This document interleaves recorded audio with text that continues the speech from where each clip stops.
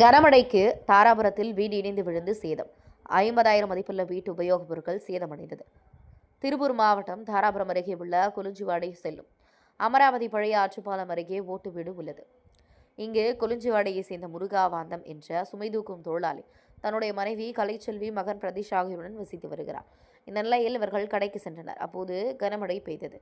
அவர்கள் இரவில் வீட்டுக்கு வந்து பார்த்தபோது மழை காரணமாக வீடு இடிந்து விழுந்து சேதமடைந்ததை பார்த்து அதிர்ச்சியடைந்தனர்.